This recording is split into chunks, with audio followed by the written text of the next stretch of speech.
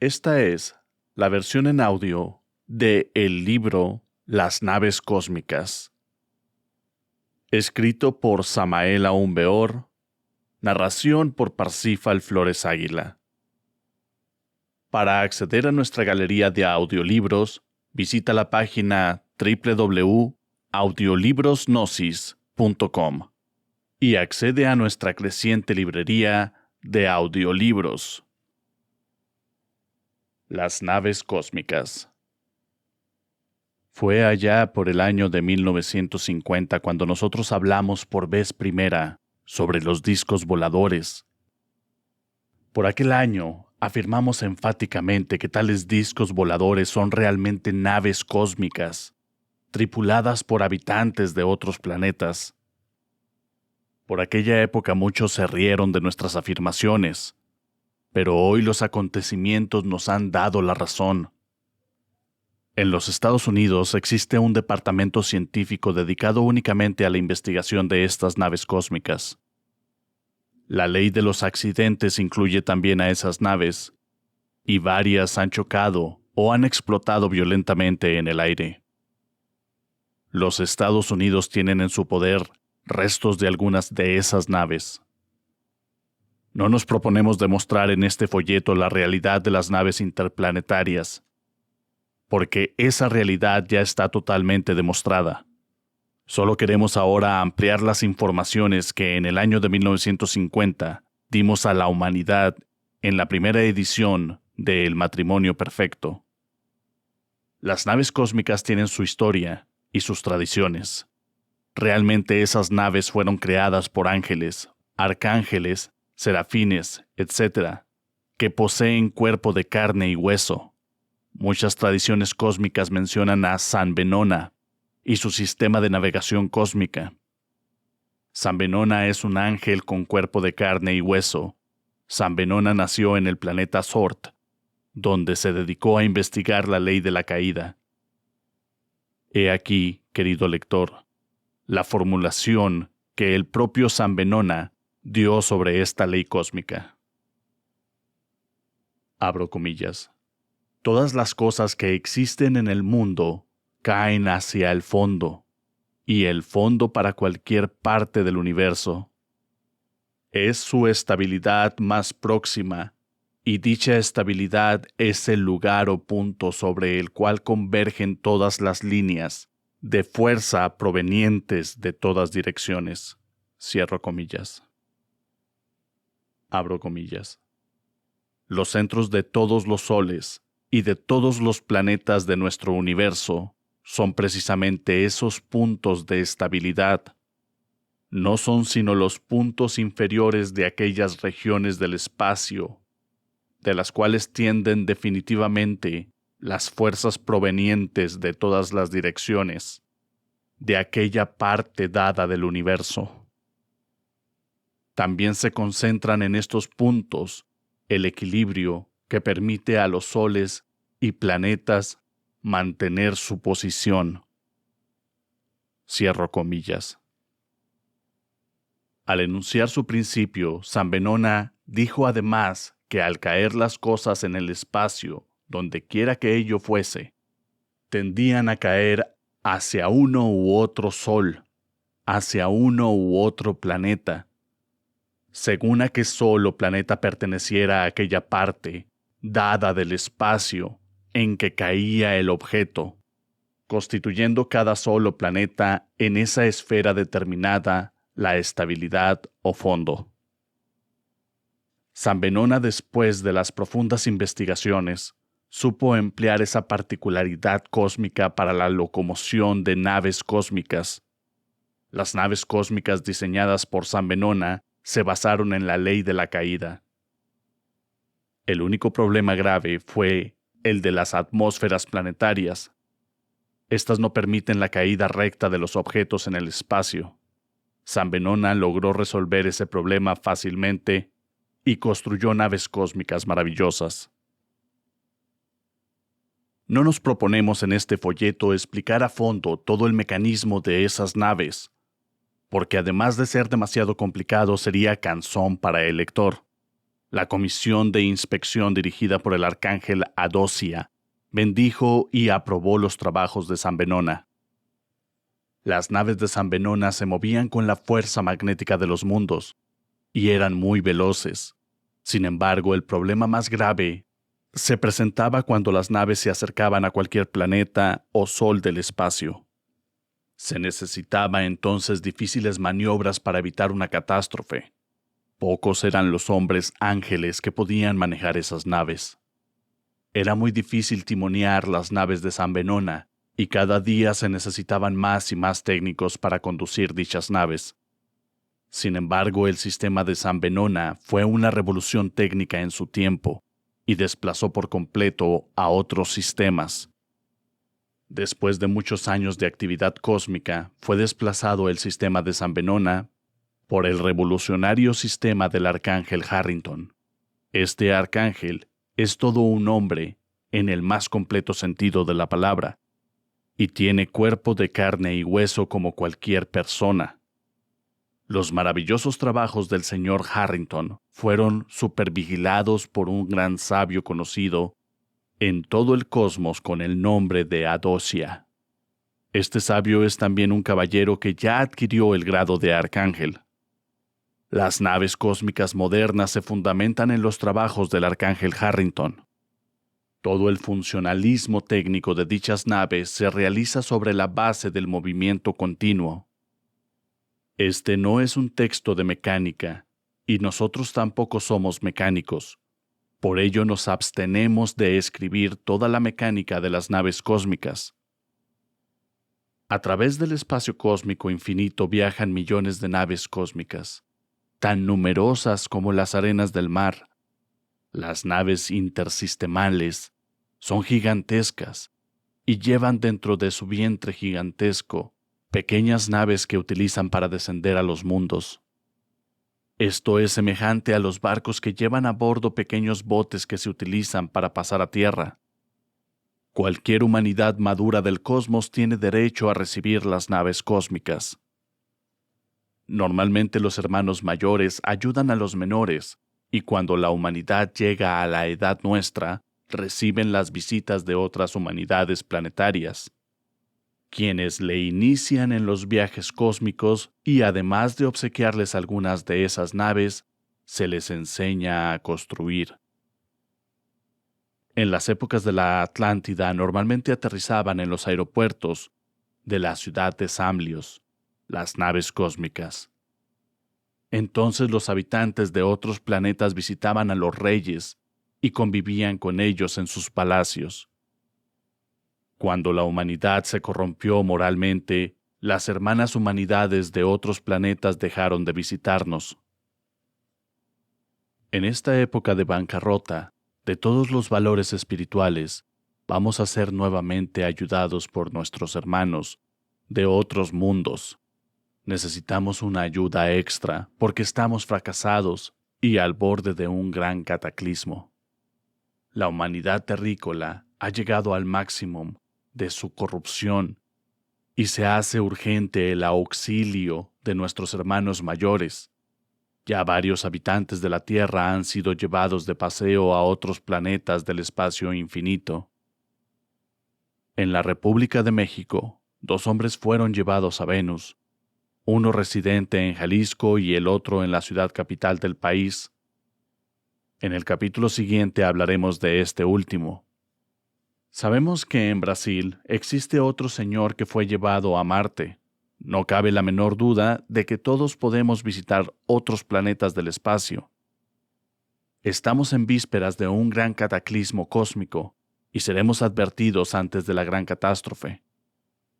Las humanidades hermanas de otros planetas intentarán salvarnos y entrarán oficialmente a nuestras principales ciudades y anunciarán el peligro que nos aguarda. Mas si continuamos con las explosiones atómicas y los vicios y toda clase de maldades y guerras, la catástrofe será entonces inevitable. Es bueno saber que ya un grupo de lamas tibetanos tienen unas pocas de esas naves cósmicas.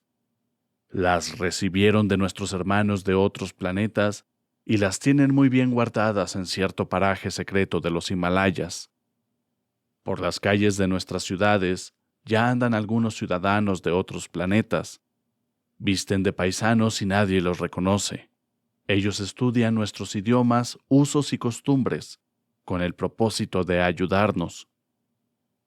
Vamos a ser ayudados en grande escala. Necesitamos con urgencia esa ayuda, porque estamos totalmente fracasados. Muchas naves cósmicas aterrizan ahora en la selva de Brasil, en el sur de Argentina, etc. Y en algunos otros lugares donde tienen aeropuertos secretos. Algunos de estos tripulantes cósmicas suelen quedarse entre nosotros.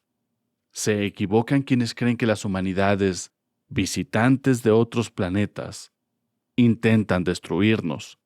Se equivocan quienes suponen perversidad en nuestros hermanos visitantes. Es claro que tienen armas con las cuales pueden paralizar a hombres y máquinas. Es lógico que son invulnerables, porque están bien armados y protegidos. Si ellos quisieran dominar este mundo, lo harían en segundos, porque tienen armas especiales para hacerlo. También podrían destruir este planeta, hacerlo volar en pedazos, pero realmente no es lo que ellos quieren. Ellos no son destructivos, ellos respetan la vida, ellos no son los perversos terrícolas. Nuestros hermanos visitantes solo quieren ayudarnos, y todos y cada uno de los habitantes de la Tierra debemos prepararnos para recibirlos. Actualmente viven en todas las grandes ciudades del mundo habitantes de Marte, Venus, Mercurio, etc. Ellos estudian nuestros idiomas y costumbres con el propósito de ayudarnos. Las naves cósmicas aterrizan en lugares apartados y a veces dejan algunos tripulantes de otros planetas, los cuales vestidos de paisanos transitan por las calles de Nueva York, París, Londres, etc., sin que nadie los conozca, pues son muy semejantes en sus apariencias a nosotros, aun cuando muchos de ellos son muchísimo más hermosos y perfectos. Son absurdas las fantasías de muchos autores que imaginan que los habitantes de otros planetas tengan forma distinta a la del ser humano de la Tierra. Las facciones físicas y formas del cuerpo físico de todos los hombres del cosmos es siempre semejante.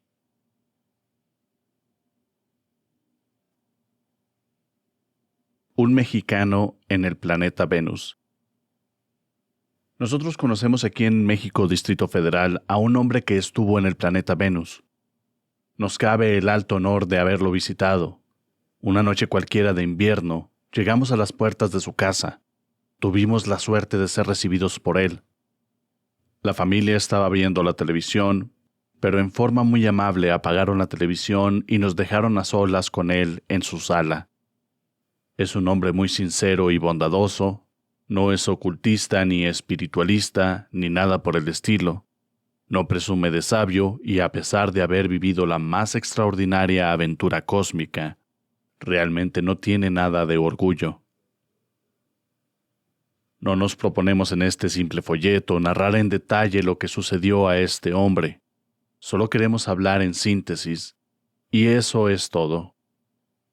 En el mes de agosto del año de 1953, este hombre estuvo personalmente en el planeta Venus. Su nombre es Salvador Villanueva Medina. El acontecimiento sucedió cuando menos lo esperaba. Conducía un carro de alquiler con una pareja de norteamericanos rumbo a los Estados Unidos por el territorio mexicano a lo largo de la carretera de Laredo. Llevaba recorridos 484 kilómetros cuando se dañó el carro. Los gringos abandonaron el carro, fueron en busca de una grúa para llevar el carro al pueblo más cercano con el propósito de repararlo. Este fue el principio de la aventura. Salvador se metió debajo del carro para intentar repararlo. De pronto escuchó pasos en la arenilla de la carretera y alguien le preguntó en perfecto español qué le pasaba al coche. Salvador guardó silencio y al salirse fuera del lugar ocupado por el carro, se encontró frente a un hombre extrañamente vestido que medía poco más o menos 1,20 m. El cuerpo de dicho hombre era de una perfección extraordinaria, blanco como el armiño y lleno de belleza en todo su conjunto. Lo que más le llamó la atención a Salvador fue el raro uniforme y el misterioso cinturón resplandeciente. El hombre llevaba el cabello largo y usaba un casco metálico muy especial. Fueron realmente pocas las palabras que entre ambos se cruzaron en ese instante. El extraño personaje se despidió cortésmente y luego se metió entre la montaña. Lo más interesante vino después cuando ya Salvador dormía. Unos fuertes golpes en la ventana de su carro lo despertaron sobresaltado. Sin pensarlo mucho, Salvador abrió la puerta de su carro y su sorpresa fue mayúscula al ver otra vez al mismo personaje, acompañado con otros que tenían el mismo aspecto y el mismo traje. Salvador los invitó a entrar en su carro y luego trató de ayudarles a cerrar la portezuela, pero al estirar el brazo derecho sobre ellos con dicho propósito, sintió una corriente eléctrica que le paralizó momentáneamente el brazo. La plática en el carro fue maravillosa. Ellos le manifestaron a Salvador que venían del planeta Venus. Salvador en un principio no les creyó y hasta se indignó creyendo que estos caballeros se burlaban de él. Salvador llegó inclusive a afirmar que solo el planeta Tierra podía tener habitantes. Dijo que así lo había aprendido por las afirmaciones de los sabios de la Tierra, etc. ¿Qué les hace pensar tal cosa?, le preguntaron. ¿Acaso los deficientes medios de que disponen para sus cálculos? ¿No les parece demasiada pretensión creer que son los únicos seres que pueblan el universo? Estas palabras ya se le hicieron muy raras a Salvador, y además el color de esos rostros tan blancos, sus expresivos ojos, su extraña voz, sus extraños cascos, sus misteriosos cinturones, etc., le hicieron pensar muchísimo. Sería largo narrar toda la conversación que Salvador tuvo con estos venusinos. Ellos le contaron cómo era la vida en Venus, cómo vivían, qué comían, cómo eran sus ciudades, sus calles, etcétera, etcétera. También lo sacaron de dudas explicándole que ellos podían convertir lo perjudicial en benéfico y formar artificialmente su clima, su ambiente, etcétera. En esas condiciones, si Venus fuera inhabitable, ellos lo harían habitable, porque sus adelantos científicos se lo permiten. Empero es claro que Venus es perfectamente habitable. Ya amanecía y los venusinos, en forma muy amable, invitaron a Salvador para que les acompañara hasta el planeta Venus. Salvador salió del carro tras estos misteriosos hombres, y ciertamente después de un rato de andar entre la montaña, Salvador se detuvo ante la nave majestuosa. Esta era una esfera achatada majestuosa e imponente, que se apoyaba entre tres boyas que formaban triángulo.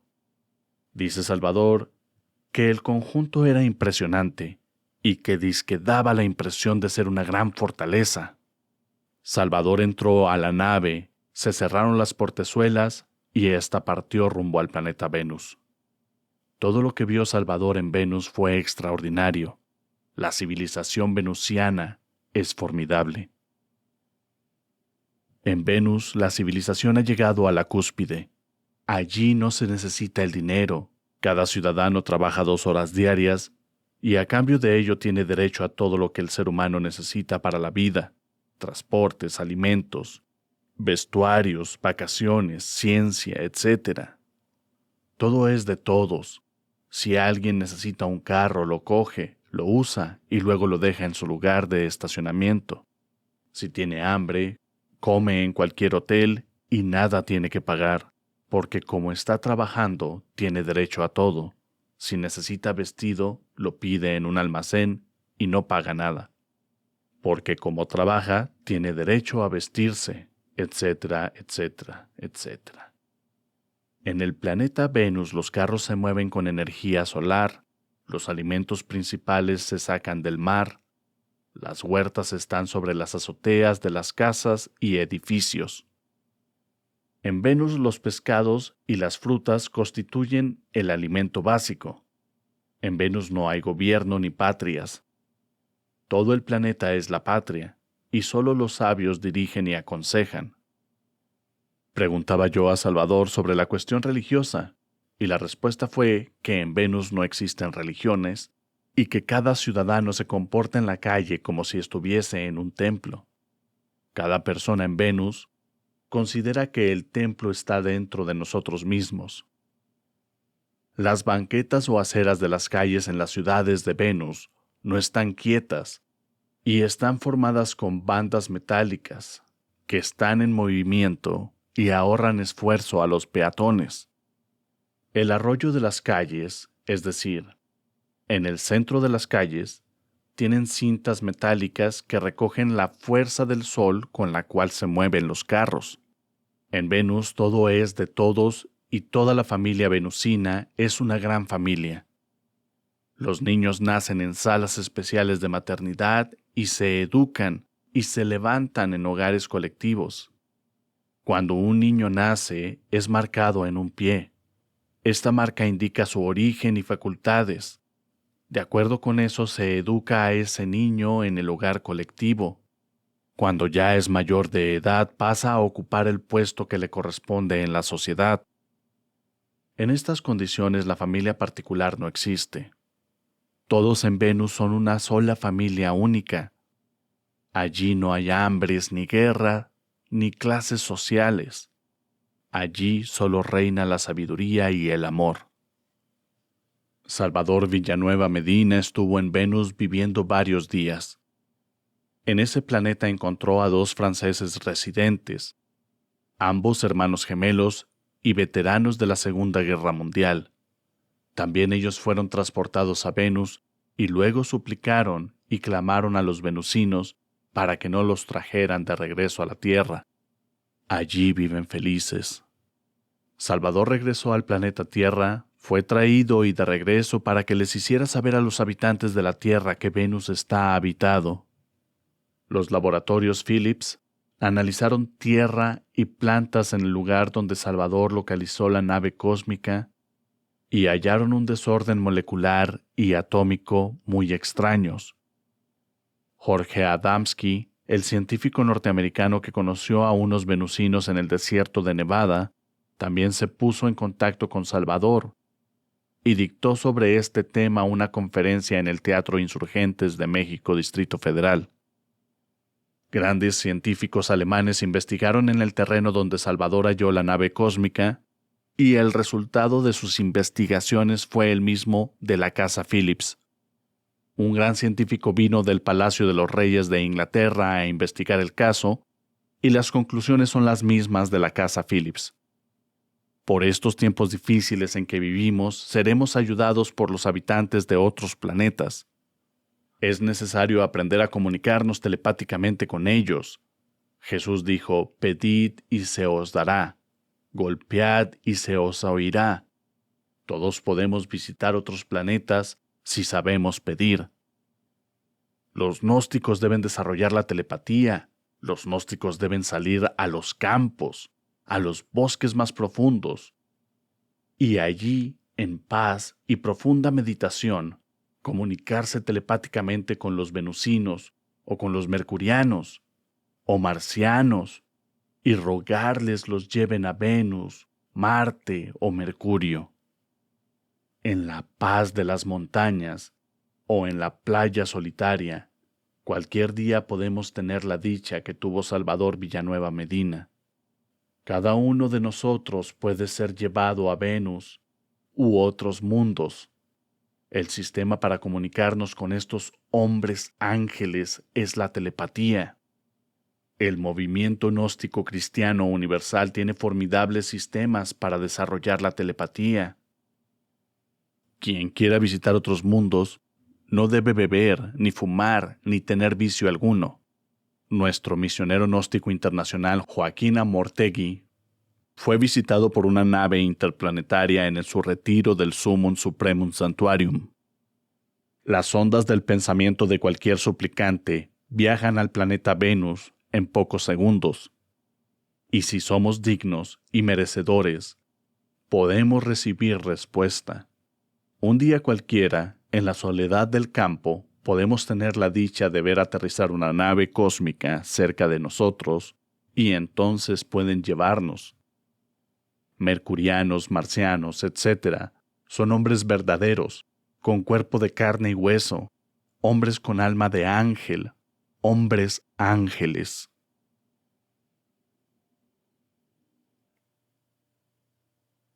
El yo pluralizado. Existe energía libre en su movimiento y energía estancada. El yo es un nudo que hay que desatar. El yo es energía estancada. El espíritu universal de vida es energía libre en su movimiento. El espíritu no es el yo. El alma no es el yo. El cuerpo físico no es el yo. Es necesario saber que el yo es Satán de que nos habla la Biblia. El yo es el Ahriman de los persas. El yo es un manojo de recuerdos, deseos, pasiones, apetecencias, temores, etcétera, etcétera. No hay tal yo superior. Realmente nuestro real ser está por encima de todo yo. Nuestro real ser es el ser y nada más que eso, el ser. El alma es el ser, el espíritu es el ser, pero el yo no es el alma ni el espíritu. El yo es el diablo, y eso es todo. El yo existe en forma pluralizada. Con esto queremos decir que el yo es legión de diablos. Así como el agua se compone de muchas gotas, así como la llama tiene muchas chispas, así el yo se compone de muchos pequeños yoes. Cada deseo está personificado por un pequeño yo. Cada apetecencia está personificada por otro pequeño yo. Los 7 pecados capitales están personificados por 7 yoes, uno para cada pecado capital, 7 para los 7 pecados capitales. Todos los vicios, pasiones y maldades están personificados por pequeños yoes que en su conjunto constituyen el yo o ego reencarnante. Lo que se reencarna es el yo. El yo se reencarnará para satisfacer deseos y pagar karma. El yo es el origen del dolor. El yo es el origen de todas nuestras maldades. Cuando el yo se reduce a polvo, lo único que queda dentro de nosotros es el alma. Realmente el alma tiene naturaleza de felicidad. El alma es felicidad. Es absolutamente absurdo buscar felicidad. Ella viene cuando el yo ha muerto. Mientras exista el yo pluralizado, no puede haber felicidad. Existen en la vida horas placenteras, alegrías, pero felicidad no existe mientras el yo no se disuelva. Cuando el yo se reduce a polvo, podemos reencarnarnos en otros planetas más avanzados para trabajar nuestra autorrealización íntima. La disolución del yo trae libertad verdadera. Los venusinos son realmente dichosos porque ya aniquilaron el yo y no tienen yo. Los venusinos no necesitan dinero porque no tienen ansias de acumulación, no apetecen nada, no tienen codicia, se contentan con el pan de cada día. Semejante conciencia es propia de seres que ya no tienen yo. En Venus no se necesitan autoridades porque no hay violencia. Solo el yo es violento. En Venus no se necesita gobierno porque cada ciudadano se sabe gobernar a sí mismo.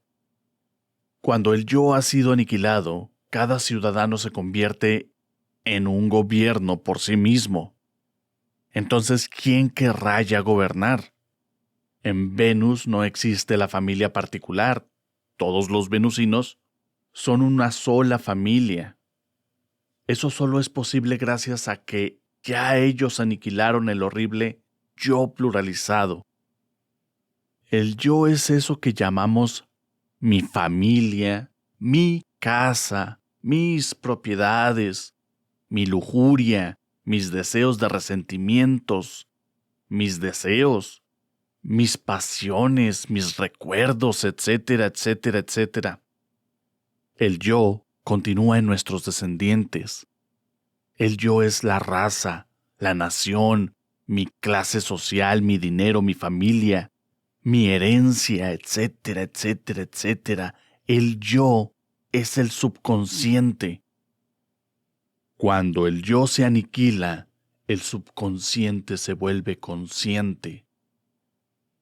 Necesitamos aniquilar el yo para volver consciente al subconsciente. Solo aniquilando el yo podemos volver consciente al subconsciente. Cuando el subconsciente se torna consciente, el problema del desdoblamiento ha quedado resuelto.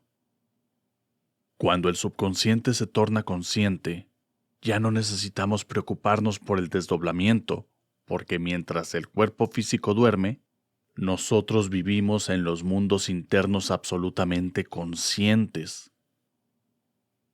Hoy por hoy, la humanidad es subconsciente, en un 97%, y consciente tan solo en un 3%. Necesitamos ser conscientes en un 100%. Los habitantes de Venus son totalmente 100% conscientes. La humanidad de Venus aniquiló el yo. Realmente el yo solo se puede aniquilar a base de rigurosa comprensión creadora. Necesitamos hacerle la autodirección al yo, con el bisturí de la autocrítica. En vez de criticar a los demás, debemos criticarnos a sí mismos. La vida práctica es el espejo donde podemos vernos de cuerpo entero, tal como somos. Cuando la mente se halla en estado de alerta percepción, podemos fácilmente descubrir nuestros defectos de convivencia con el prójimo, porque estos afloran espontáneamente. En relación con los vecinos, con los amigos, con nuestros compañeros de trabajo, con la mujer, con los hijos, con el marido, etc., es asombrosa la forma como resaltan nuestros defectos, y si estamos en alerta y vigilantes como el vigía en época de guerra, es apenas lógico que entonces los veamos tal como son. En la convivencia existe el autodescubrimiento. Cuando estamos en estado de alerta percepción, todo defecto descubierto debe ser analizado intelectualmente. Mas el intelecto no es todo, el intelecto es únicamente una fracción de la mente. Necesitamos ir más hondo. Necesitamos explorar el subconsciente para descubrir los íntimos resortes de nuestros defectos. Solo a través de la meditación muy profunda podemos de verdad explorar el subconsciente. Cuando hemos comprendido íntegramente un defecto, se desintegra el yo energético que lo personifica. Así es como vamos muriendo de instante a instante. Necesitamos la muerte mística, necesitamos la muerte del yo. Recordemos que cada uno de nosotros lleva dentro una legión de diablos. El yo es una legión de diablos. Dentro de cada persona existe el cuerpo de deseos, y dentro del cuerpo de deseos, el yo pluralizado. El yo pluralizado gasta miserablemente la esencia, es decir, la materia prima, la substancia del alma. El yo gasta la preciosa esencia anímica en explosiones atómicas de ira, codicia, lujuria, orgullo, pereza, gula, etcétera, etcétera, etcétera. Cuando el yo ha muerto, la esencia se acumula, convirtiéndose en alma. Necesitamos que muera el yo, necesitamos que solo viva en nosotros eso que es felicidad, eso que llamamos alma. Cuando el yo muere, el karma termina, y de hecho, quedamos libres. Las íntimas contradicciones de cada persona se deben al yo pluralizado. Voy a leer un periódico, dice el yo del centro intelectual. Yo no quiero leer, yo quiero montar en bicicleta, dice el yo del centro del movimiento. Quiero tal mujer, la amo, dice el centro de emociones. Yo no la quiero, yo lo que quiero es dinero, dice el yo del centro mental. Al diablo con estas preocupaciones, voy a comer, dice el yo de la digestión. Quiero comer muchísimo, dice el yo de la codicia. Juro ser fiel a la gnosis, dice el yo emocional.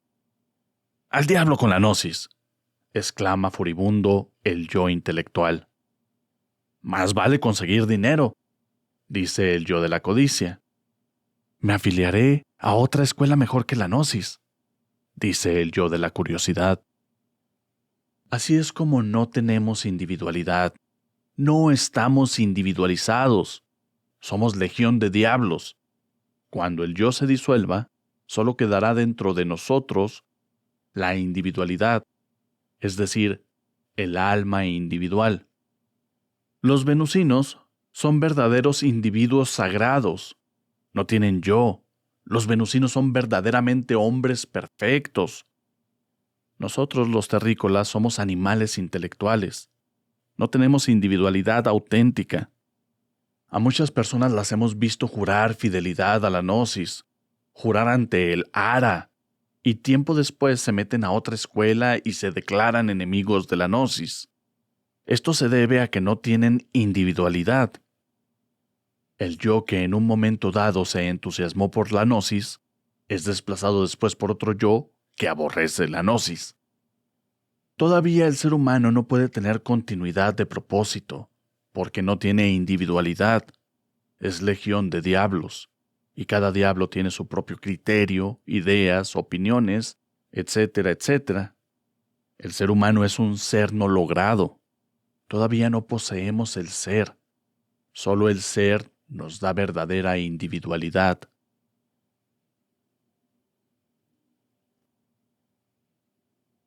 Carta abierta. Ilustrísimo señor presidente de los Estados Unidos de Norteamérica, señor primer ministro de la Unión Soviética, sírvanse ustedes dispensar que no mencionemos sus correspondientes nombres y apellidos, pues no sabemos en qué año puede llegar esta carta a sus manos, y como es apenas lógico, los tiempos cambian, y no sabemos si en esa fecha todavía ustedes estén ocupando la primera magistradura de sus respectivos países. El propósito de esta carta abierta es informarles que, en la América Latina, ya se logró la conquista del espacio. Es apenas natural que ustedes sonrían escépticos ante semejante información, posiblemente considerada por ustedes como insolente. Nosotros cumplimos con el deber de aconsejarles que no gasten más dinero en cohetes cósmicos. Esos dineros deben ser mejor utilizados. Los cohetes cósmicos no sirven para nada y son un verdadero fracaso. Actualmente existe en un lugar secreto de Sudamérica, dentro del corazón profundo de la selva, una sociedad científica con 98 científicos eminentes provenientes de distintas naciones europeas. Esta sociedad, siguiendo las huellas del gran sabio Guillermo Marconi, aprendió a usar con suma maestría la poderosa energía solar. Actualmente dicha sociedad construye bajo la dirección de los sabios marcianos naves interplanetarias maravillosas con las cuales no solo han estudiado a fondo todos vuestros territorios, sino que además han logrado viajar a la Luna y a Marte. No está por demás aclararles que la mencionada sociedad científica tiene dinero suficiente para continuar sus trabajos gracias al apoyo económico de los marcianos. Aclaro, no es extraño para nosotros que vosotros arrojéis indignados esta carta, pues vuestro orgullo y escepticismo es de sobra conocido en el planeta Tierra. Sin embargo, antes de pocos años, tendréis pruebas concretas sobre nuestras afirmaciones. El combustible líquido que vosotros usáis para los cohetes cósmicos no sirven para la navegación interplanetaria. Las naves cósmicas diseñadas por los marcianos y construidas por los sabios de la citada sociedad científica, bajo la dirección de los sabios marcianos, están propulsadas por energía solar. Los científicos de la mencionada sociedad son eminentes religiosos, y hasta hay un sacerdote entre ellos. No importa de cuál religión, estamos absolutamente convencidos de que es absolutamente imposible la conquista del espacio si excluimos la religiosidad. Todos los habitantes del cosmos son profundamente religiosos. Todos saben muy bien que lo divinal se halla latente e inmanente en cada átomo del infinito. La mencionada sociedad científica ha construido un gran laboratorio subterráneo en el corazón de la selva. Dicho laboratorio tiene todo lo que se necesita para la investigación. El contacto con los marcianos se logró el 16 de diciembre del año de 1955 a las 5 de la tarde. 5 máquinas marcianas volaron a esa hora sobre la selva y una aterrizó. 4 personas marcianas descendieron y entre ellas el jefe marciano de la expedición. Desde entonces el contacto quedó establecido y las naves cósmicas de Marte aterrizan normalmente en esa región. Los 98 científicos residentes en esa selva profunda de Sudamérica conviven normalmente con los marcianos y de ellos están aprendiendo la ciencia de la navegación interplanetaria. Los mencionados científicos recibieron de mano del jefe marciano, ilustrísimo señor Tage, un pliego de oro con la siguiente inscripción, abro comillas: Loga, entre paréntesis, Marte, hermano universal del espacio inmenso, rinde homenaje y amistad a Doge, entre paréntesis, la Tierra, en el deseo vehemente de unir a los seres todos que viven en un solo espíritu, en el espíritu infinito, para gloria y paz eternas. Cierro comillas. Felicitamos al jefe marciano señor Tage por su discurso de 4 palabras. Estas 4 palabras son Sundi, Doge, Loga, que significan Dios, Tierra, Marte. Con este discurso y el pliego de oro, la alianza entre marcianos y terrícolas ha quedado sellada. Hacemos llegar también nuestras felicitaciones al señor Martinelli por el hermoso y significativo anillo regalado al señor Tage. El 12 de octubre del año de 1956 a las 12 horas meridianas, se realizó sobre la faz de la Tierra el acontecimiento cósmico más importante de todos los siglos, después de la venida de nuestro Señor el Cristo. Uno de los más ilustres miembros de la mencionada sociedad científica, el ilustrísimo señor Narciso Genovés, dice que a esa hora precisa salió la expedición Colón, rumbo al planeta Marte. Muchísimo le debemos en materia al señor Narciso Genovés sobre la mencionada expedición científica al planeta Marte. Si a él le llegare esta carta, que reciba nuestras felicitaciones. Así como fueron 3 naves que con Colón llegaron a América, así también fueron 3 las naves cósmicas, construidas por los científicos terrestres bajo la dirección de los marcianos.